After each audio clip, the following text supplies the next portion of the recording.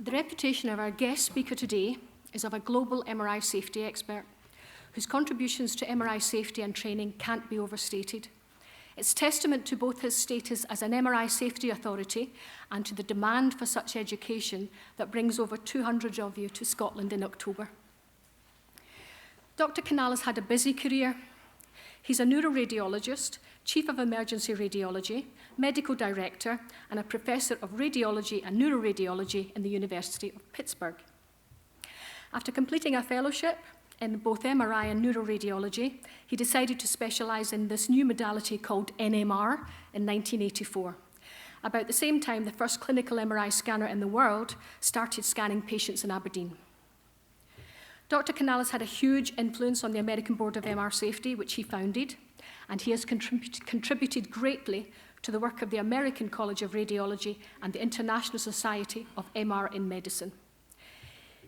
He serves as a consultant to the FDA on MR safety issues, including contrast agents. He lectures extensively and has created the MR Safety Officer training courses, which I'm sure we'll touch on today. And in fact, I believe there's some MRSOs in the audience today as well that have done his courses. In his spare time, he developed the MagnaVision app to quantify risks for patients with implants. And we'll learn all about this today. And if you request the app by the end of Wednesday via email to me, you will receive the latest version next spring. And for those of you who have already been in contact, don't worry, I have all your details. A little known fact about Dr. Kanal is that he is also a qualified pilot and regularly flies himself to lecture across the States. But he has so many interests, and he threw in today that he likes milk chocolate, especially when he's running marathons. The moderator for this morning may also be someone you're very familiar with, Dr. Martin Graves, a consultant clinical scientist at Cambridge and the eminent author From Picture to Proton. A little known fact about Martin is that he's a black belt, and this is true, sorry, I'm not meaning to laugh. He's a black belt candidate in Korean karate. I bet you didn't expect that. After such a successful MRI Safety Matters event last year, it was hard to see how to maintain that momentum. So it was with a certain amount of barefaced cheek that I contacted Dr. Kanal in December, just on the off chance he was up for a trip to Scotland. I was thrilled that with no hesitation he said yes, and so here we are today to experience a unique safety day. Today's topics were proposed by delegates, but with a Q&A session this afternoon, any topic can be explored. The main aim of today is for you to take the opportunity to learn from the experts. The secondary aim is just to relax and take the time to recharge your batteries and maybe consider your working environment in a different light. I would like to now invite Dr. Kanal to the stage.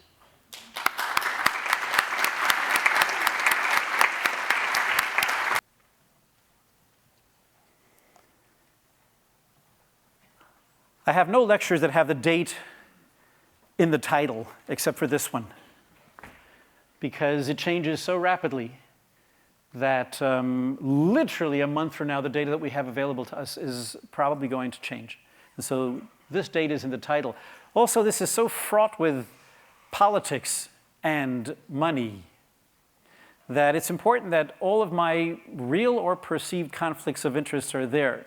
There are some rules of declaring potential conflicts of interest. Anything that's happened in the last 12 months that you've ever received any money for, I think that's a crock. I think it should be anything you've received ever or are anticipating receiving. So I've placed, and I have consulted with every MR pharmaceutical firm in the world that I'm aware of that exists.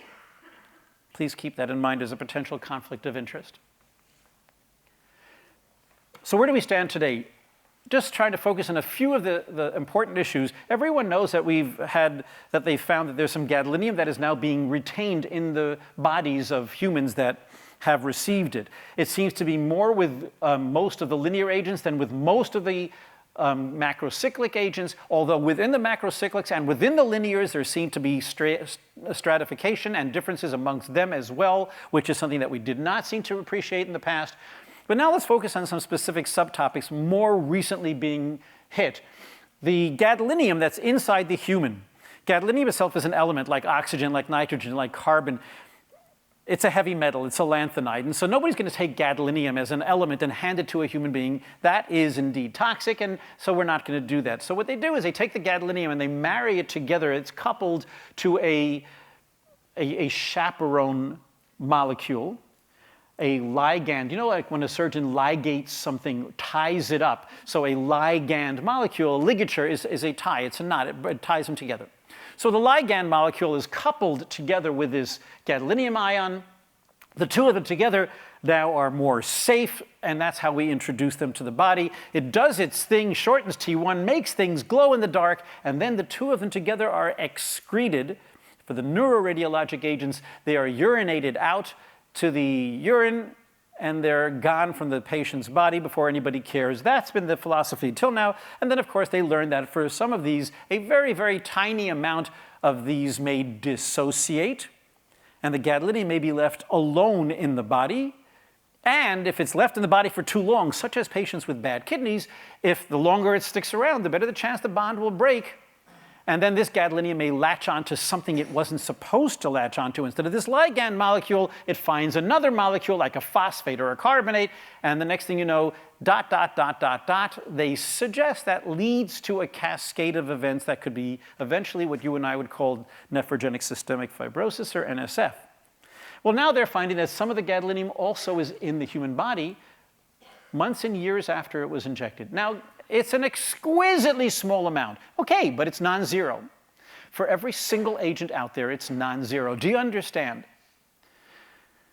Now the question is, that which is left in the body, in what form is it? Is it in the form in which you initially injected it, connected to the ligand molecule? Is it dissociated? They'll talk about free gadolinium. We should get rid of that myth. By the way, I hate chemistry. I love math. I love physics. I hate chemistry. I'm incompetent in chemistry. So that gives you a bit of an idea of who's talking to you. From a chemistry point of view, the people who do know what they're talking about, the chemists will say to you, Manny, you sound like such a fool when you use the words free gadolinium. And we will hear in our literature, people talk about the gadolinium is free gadolinium. Essentially, the chemists have taught me, or they've tried, there's no such thing as free gadolinium in a human. Do you understand that, Manny? It's not going to happen. As soon as this guy is done, if I'm gadolinium and you're the ligand molecule, the second we dissociate, boom, I found a phosphate. I'm going to find something else to couple with. It's my nature. So free gadolinium, it's not going to be one of the forms in the body that we are worried about. What we are worried about is what did it go to. So is it the two of us, as you were initially injected, Manny, with that ligand? If Manny is gadolinium ion, and Barbara, your name is caldiamide, the two of us together would be called Omniscan. If you're DTPA, the two of us are called Magnavist. Do you understand? I'm the same. I'm boring. It's the ligand molecule that defines what we've injected. Now, if there's gadolinium that's retained in this human being in the brain and elsewhere, mostly elsewhere, very, very, very little by comparison in the brain, but if there's gadolinium in this patient, in what form or forms is it retained? Is it the gadolinium ligand that you injected? Or did we break apart and did I find some other molecule, we don't even know yet which, or is it the two of us sitting next to some massive protein, a macromolecule, which changes our behavior and makes us really shorten T1 of tissues like crazy? So we don't know, but those seem to be the three most likely forms. There are only a few studies in the entire world that have shown autopsies of humans measuring, in humans, gadolinium in the brain. There are just a few dozen in the entire world since this whole thing opened up in 2013, 2014. And Drs. Kanda and McDonald have the lion's share of those. If you look at theirs, they quantified how much gadolinium was actually found. If you look at the highest amount of gadolinium that they found, the highest in any autopsy ever published on any human anywhere, that amount, not the average, the highest, is too little for us to see on MR. If it's Barbara Manny, if it's the gadolinium ligand complex that you injected, the amount that was found on autopsy, you wouldn't be able to see it if that's the form it's in. Isn't that a trip? But we're seeing T1 shortening on the images. So it seems not likely that the form that we're seeing is the two of us the way we were injected. Next, maybe it's dissociated and I found my way to a phosphate. I happen to love phosphates, says gadolinium, or carbonates. And maybe I precipitate it out. I'm insoluble. Insoluble means you stick it in water, you take your spoon, you mix it, and it just stays on the bottom. It doesn't mix well, right? It's insoluble. It doesn't dissolve. If it's insoluble, that means water doesn't interact with it well, right? If water doesn't interact with it, how is it going to shorten your T1? The chances are almost overwhelming that if it's in an insoluble form, you would never see T1 shortening. But we're seeing T1 shortening on the images. Oops, it may not be that form either. Maybe it's next to some macromolecule. Maybe there's a big protein next to these gadoliniums, original form or otherwise. That's very possible. That would, in fact, cause them to be even more powerful in how they shorten T1. One of the neuroagents, multihance, gadobenate, is the only one of the neuroagents that bonds to proteins. And even that it does kind of weakly compared to the non-neuroprotein binders. And it's the protein binding that causes it to have the highest relaxivity of any of the neuroagents. The protein interacting would cause your T1 shortening to become much more powerful and to be more visible on an image. So that may actually be the form that these are taking, or one of them, in order for us to see them on MR images, that they're somehow next to some macromolecule. Which macromolecule? Is it a protein? Is it a melanin? We have no idea. We have no idea. And more importantly, what are the toxicities of these three forms? Dr. Frenzel did this, I think it's a tremendous study, and he looked at three distinct, and he quoted his results looking at the speciation, or what is the form of the gadolinium, and he found that there are three distinct forms, as we just discussed. The original form that you injected with the ligated to the original partner, or insoluble, or attached to a large molecule. All of these show the original form. All the linears, the macrocyclics, everything he studied showed the original form was still there in all of them. But when it came to the other forms, it was the linear agents that he studied that showed the other forms, not the macromolecular ones. Another study was done which showed essentially, in my opinion, identical results. They studied Omniscan and they studied Prohance. And looking at these two specifically, in Prohance, which is a macrocyclic, essentially everything they found was the original intact ligand chelated complex. But when they looked at the Omniscan, which was the linear agent that they had injected, they found other forms. And the insoluble form was a big percentage of what they found, which was not present in the macrocyclic agent that they studied. So now I have a question for this group. You don't know me well enough to know what I want you to say, so don't try to read my mind. Just answer the question. I have a syringe in my hand, and it's got gadolinium in it. I'm going to stick this syringe right through your brain and inject. That you have no choice. Now, the only choice I am going to give you is which of these three forms would you like injected in your brain? Listen to the question. Assume someone's going to stick gadolinium into your brain. In which form would you like that gadolinium to be? That's the only choice you're getting. So think of it that way. Do you want it in the original approved form of Barbara Manny? Do you want it, the gadolinium with its custom developed ligand molecule, just as you injected it into the patient's veins normally? Or do you want the gadolinium dissociated, stuck on some phosphate or carbonate or God knows what, precipitating it, insoluble? Or do you want it stuck next to some massive protein molecule? What would you like? Let's take a vote. You have to vote for one. This is not a good time to go to the men's room, especially if you're a woman. So, how many of you want the original form? If you have to have one of the three, give me the form that was in the bottle that I inject in the arm usually. I want the original ligated form? Raise your hand if that's the one that you prefer. Look around you, because obviously that's the one most people are going to pick. How many would prefer the precipitated out form? And how many would prefer the macromolecule form? Okay, so essentially 100% of you, almost 100% of you, would like to have the original form. Really?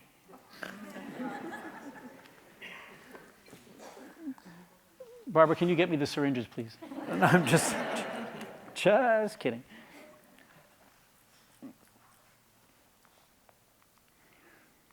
These are the three forms.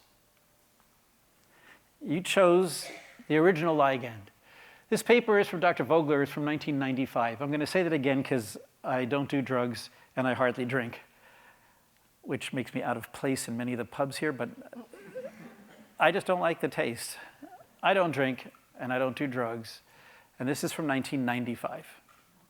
This paper is, what, 23 years old?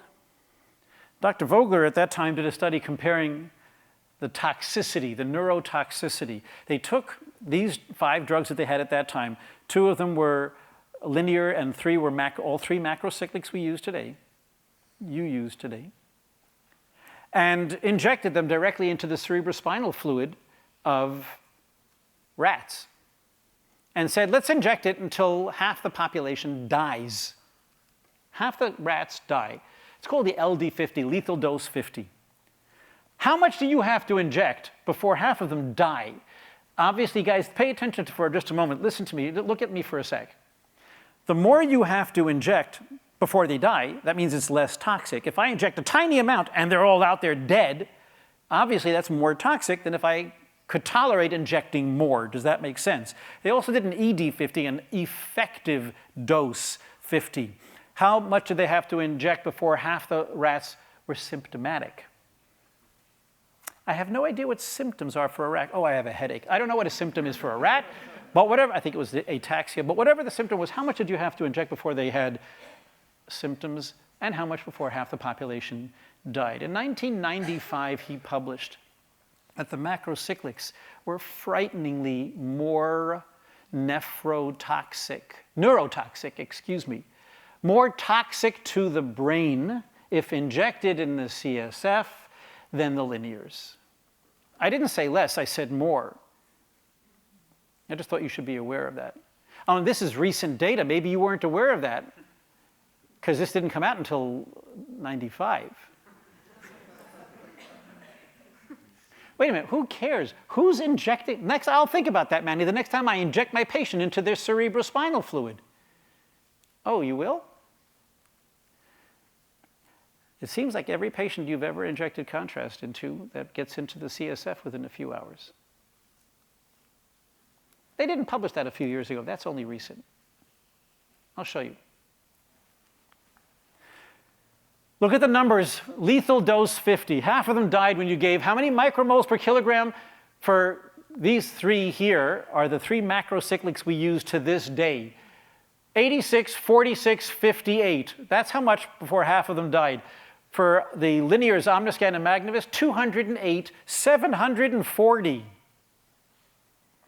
Neurotoxicity is massively higher for the macrocyclic agents compared to the linear agents. We've known that for a couple of decades. See how marketing works. In the US, it's illegal to say to somebody that a macrocyclic is safer than a linear. It may be here too, I don't know. I just know that your linears were removed because of concerns about safety.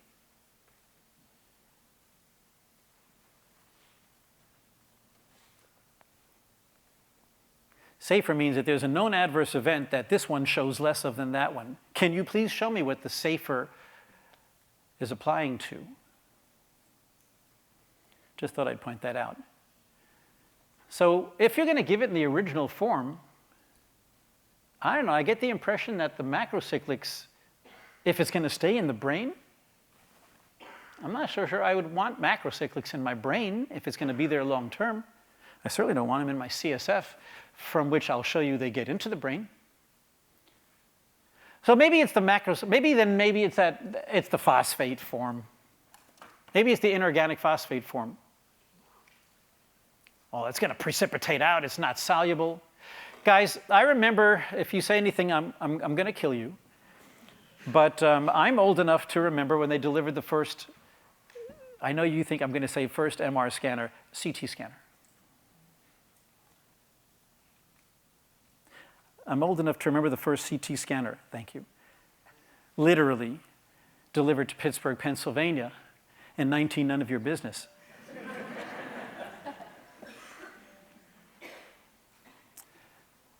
And I sat there looking at some cases with one of my radiologists, and it was my first day doing neuro. And this was unbelievable. We were looking at cross-sectional anatomy of the brain. The machine was a brain-only scanner. The first CT scanners, you had to have water inflate to fill to the brain because the air-skull interface, the math could not handle back then. Anyway. So we looked at a patient. We looked at a second. I think it was a third or fourth patient that we looked at. And I said, what the heck is that? And my attending said, what? And I said, that. And I pointed to something that I'd never seen before on my first day in neuro.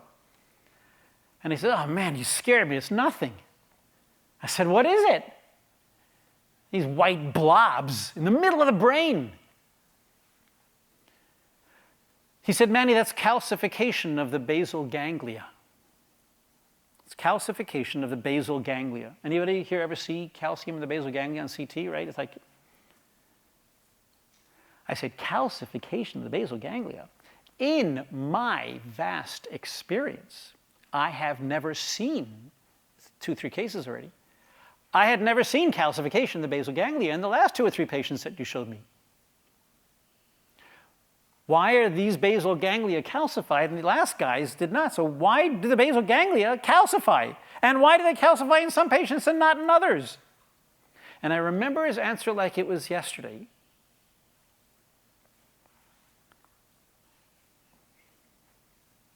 Manny, don't be a moron. It's normal. Move on.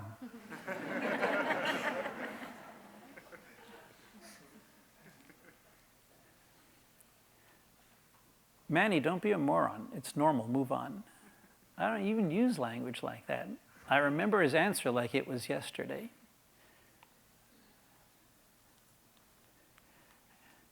It's almost 4 decades later. Listen carefully. I have no idea the answer to the questions I asked my attending that day.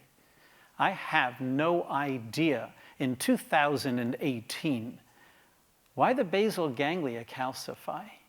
I have no idea why they calcify in some patients and not in others. But I'm trying to not be a moron, and I just move on. When I see it on my CT scans, I don't mention it and say, oh my gosh, this patient has calcification of the basal ganglia. However, I'm not a moron, and I do not know why this occurs. I don't even mention it's normal. Move on. See, the calcium just precipitates out, right? Because basal ganglia, for reasons we still don't understand, like the dentate nucleus, like the globus pallidus, basal ganglia attract metals, all kinds of metals. They attract iron. They attract calcium as a metal. They attract gadolinium. We have no idea why. Don't be a moron. Just move on, Manny. Nothing more to see here. Now, it may be that in 6 years we're going to discover that anybody who has calcified basal ganglia grows a third arm, and we didn't recognize it until now. And okay, but until then, we just considered it a normal finding. I have no idea. You understand? I'm trying to be honest with you. It's painful to have to say this and admit it. I don't know. And I'm just suggesting it's possible. I am not leading you on because I'm telling you I don't know. I wonder if gadolinium in the basal ganglia, if it's precipitated out and insoluble, I wonder if that means it's less reactive and is more safe, not less, than in the intact form. I don't know. But I sure am making fun of all of you who are so confident that another form is safer because there's less of it. I'm speaking to Europe. You just happen to be listening in. I gave these lectures before you decided to finalize your decisions to remove the linears. I don't know which is safer. Please don't take this as humbleness. You don't know me if you think I'm showing any false humbleness. I don't believe in that. That's not how I was raised. I believe in being honest. When I say I don't know, it's because I literally do not know the answer to the question. I'm simply willing to entertain all possibilities. There is a possibility, and it's just a possibility, that this form, where I'm stuck to an insoluble form, I wonder if that's more safe. Like you've been yelling at me to not be a moron and to recognize for 3-4 decades about other metals in the basal ganglia that are retained for decades. And then bound to a macromolecule. That one's easy. The only thing I can say about bound to a macromolecule is that I know nothing about it. We don't even know which molecule, so of course we don't know. I simply want to show you a few articles. Dr. Naganawa showed a beautiful example of looking at giving contrast to patients that received intravenous contrast, and 4 hours later looking at them, they have no renal disease, and you're able to find the contrast in the CSF on these patients. This is patients of mine. I've been studying this since 2003. This is a patient from 2005. This patient before contrast, flare, same patient after intravenous contrast standard dose, although this patient had a GFR of 43. This is less than 3 hours later, the same patient. And as you can see, the CSF around the brain is filled with contrast, less than 3 hours later. Same patient. This is March 31st at 10:15 at 1:28. This is the same patient days later, still present. Pre-contrast, different patient. This is 2003. Pre-contrast, 1 day post-contrast, 2 days post-contrast. You can see the CSF has still got contrast in it. And while we're teaching, this isn't in the radiology literature yet, but I've been teaching this since 4 years ago. This is 1 day post-contrast. Take a look at the globes. It's just a matter of time until you're going to start to see in the literature, people are going to start to wonder, hey, I wonder about the safety of gadolinium in the eye. Because it's there on the patients we've been giving contrast to, it gets to the globes as well. The vitreous humor and the aqueous humor. Pre-contrast, 4 days later. Look at the eyes. The eyes have it. So, just another article showing the same results. I'll stop here. I just want to give you the impression that that which we are so confident we know about when it comes to safety in gadolinium. We just had a review session that was put together in February of this year. They brought together 50 experts from around the world. The NIH, the ACR, and RSNA, I think was the third group, and organized a 2-day session on MR safety, and they published their results. And the biggest, in fact, I should show you that one slide. The biggest result, what was it that they published? What is it that they want the world to know? They have a whole bunch of findings that came out of it, but the biggest single result that everyone should be aware of from this meeting from February of 2018, it just came out in radiology, the results just came out in radiology, and perhaps this is the most important, is this slide and the conclusions, which is at this time, the clinical importance of gadolinium retention in the humans remains to be an unknown factor. We still don't know what the significance of it is, or if any. And the most important research roadmap is to try to find out what toxicities may exist, if any. Since the answer to that question today still remains, we just don't know. And I just want to leave that with you, differentiating what we think we can say confidently about safety versus recognizing how much we actually don't understand when it comes to gadolinium safety for retention. It's a very important issue that we should be discussing more, hopefully, this afternoon. Thank you very much for your time and your attention.